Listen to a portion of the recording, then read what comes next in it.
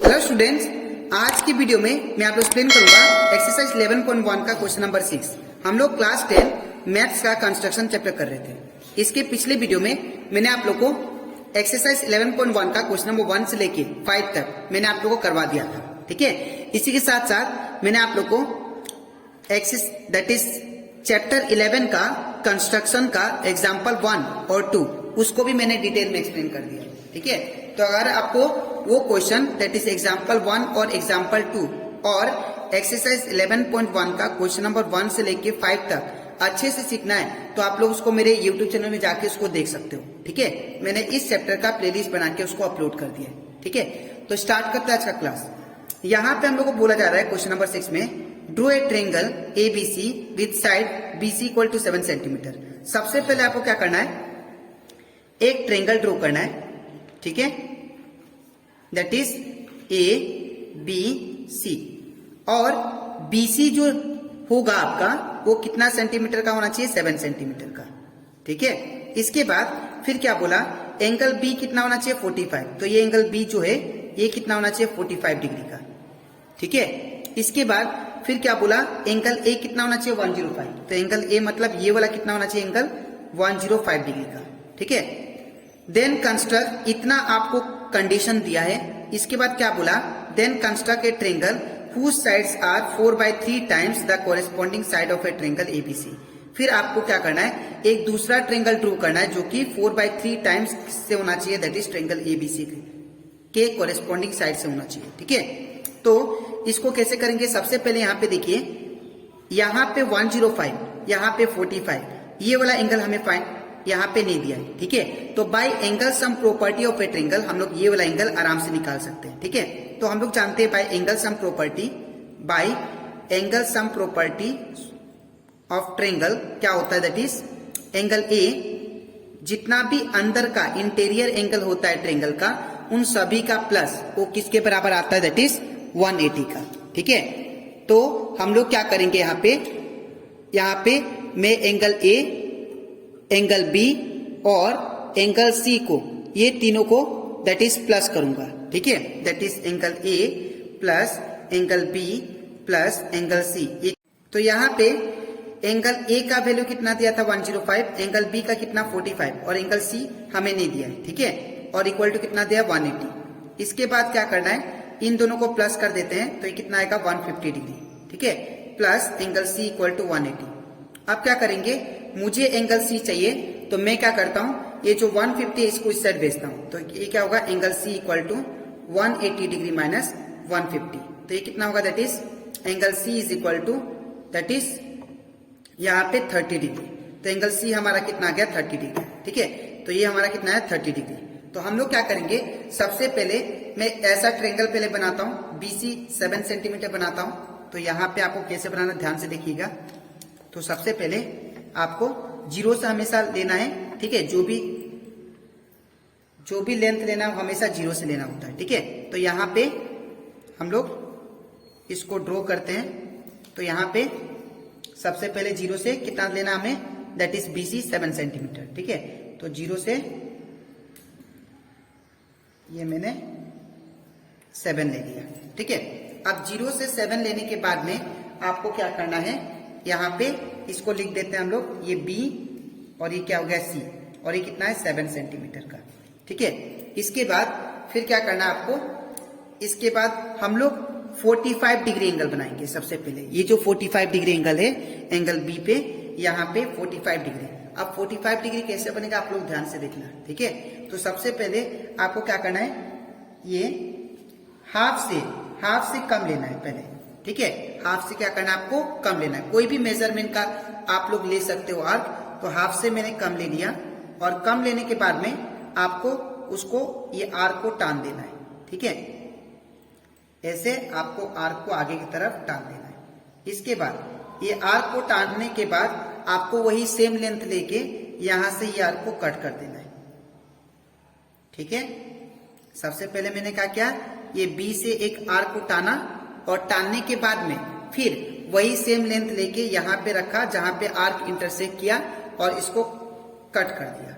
ठीक है, तो कट करने के बाद में जहां पे आपने कट किया उसके ऊपर आपको ये कॉम्पास नीडल को रखना है, फिर से आपको आगे की तरफ कट कर देना है इसको, ठीक है, और इसको थोड़ा दूर तक, ठीक है।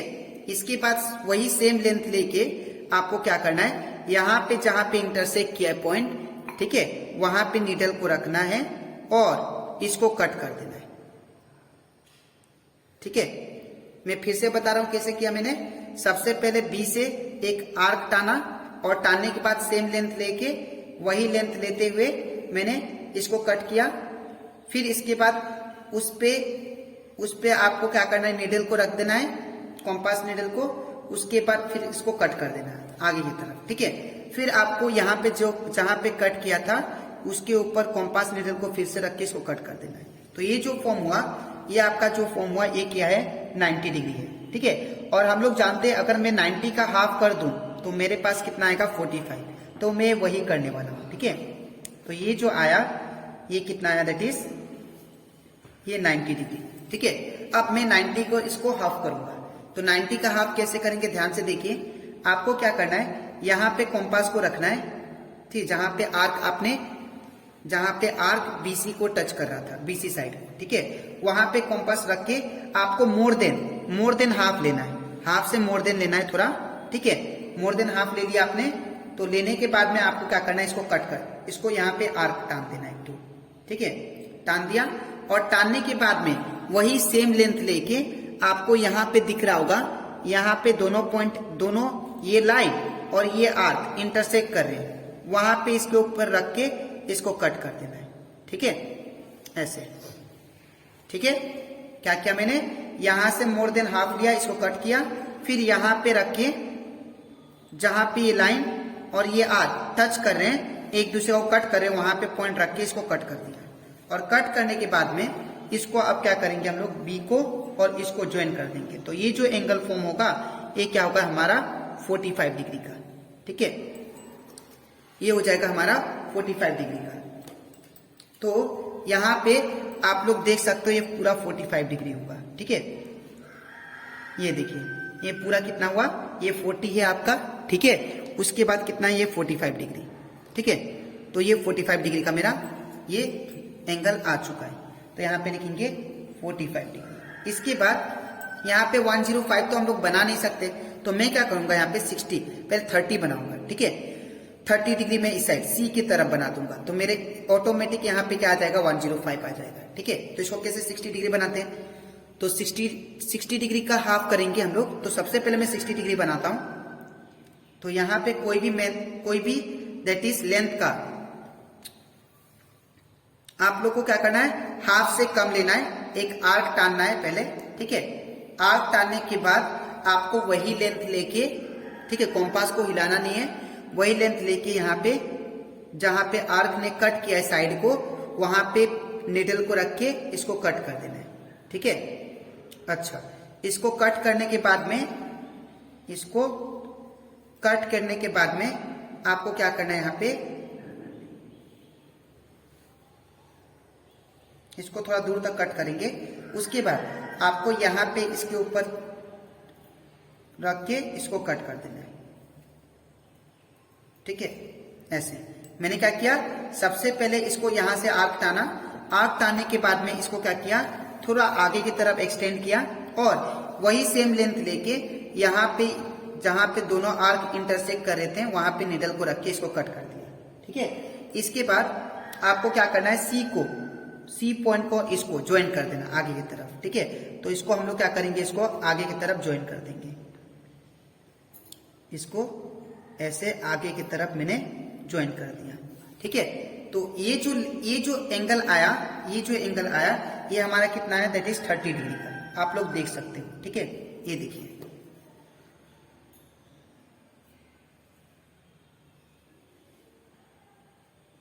ये एंगल जो आया, देखिए यहाँ पे आपका 30 डिग्री है, ये जो एंगल आया कितना है, 30 डिग्री का, ठीक है। तो इसलिए मैंने 30 डिग्री, ठीक है। और ये वाला अगर 30 है, ये 45 है, तो ये ऑब्वियसली कितना होगा, 105, ये कितना होगा, 105 डिग्री। इतना करने के बाद आपको क्या करना है, अब दूसरा, ये तो हो गया मेरा मेन चीज।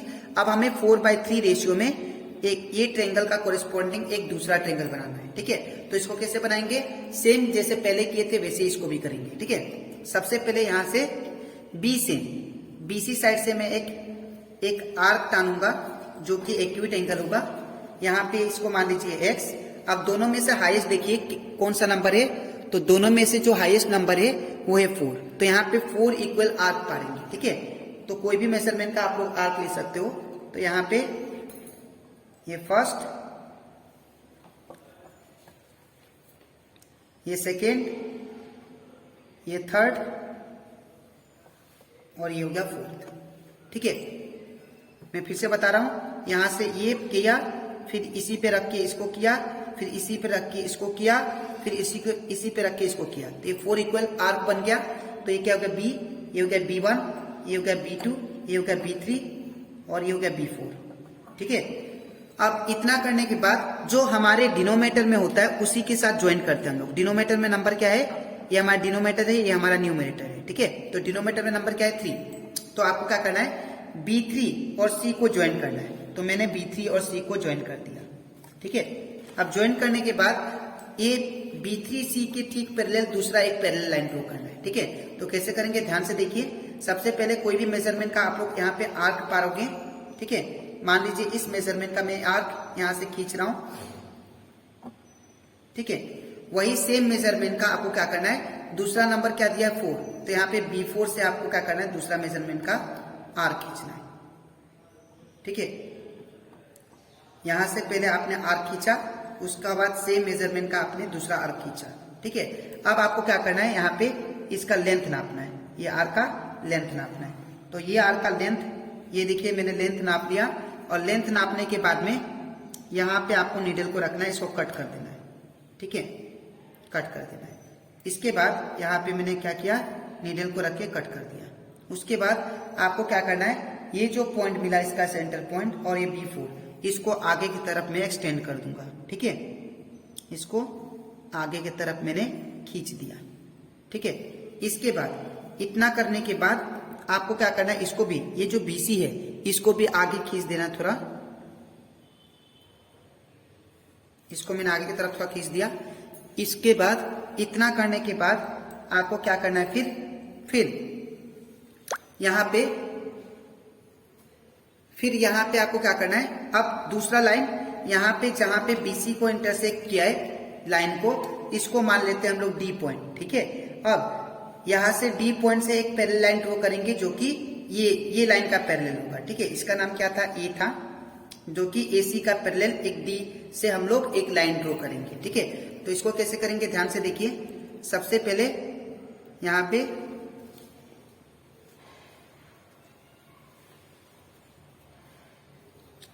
यहां से एक कोई भी मेजरमेंट का आर्क टानेंगे।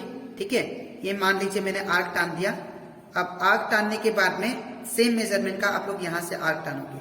ठीक है, या इसको थोड़ा छोटा ले लेते हैं हम लोग।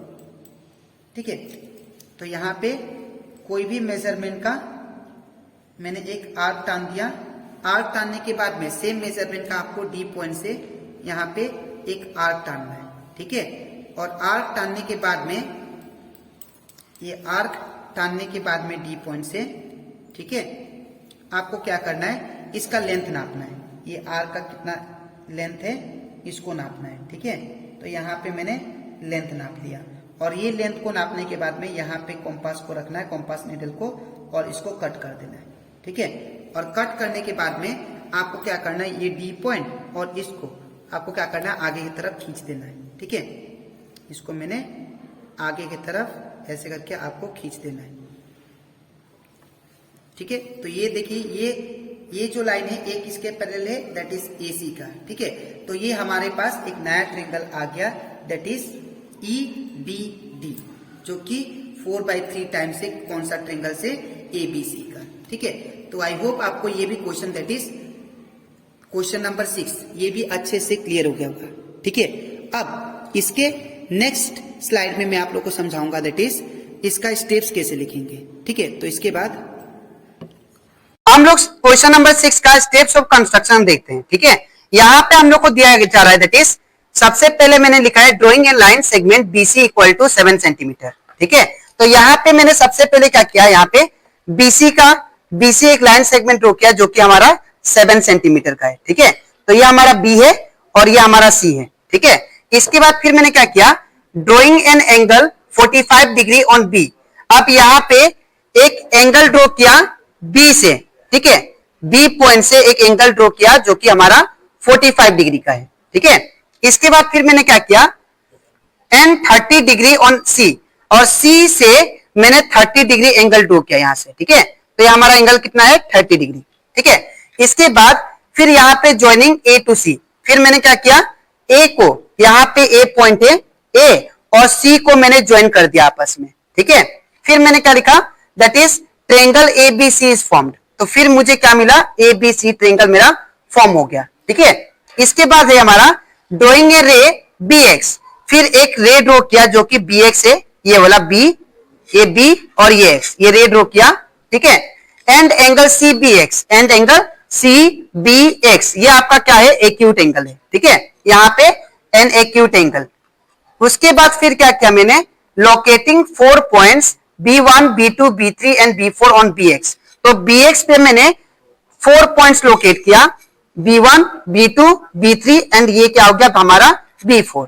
ठीक है, इसके बाद ज्वाइनिंग B3C, फिर मैंने B3C को ज्वाइन कर दिया, और इसके बाद drawing a parallel line B4D, फिर मैंने B4D से पैरेलल इसके कोरेस्पॉन्डिंग एक पैरेलल लाइन ड्रॉ किया जो कि B3C है। ठीक है, B4D पैरेलल टू B3C।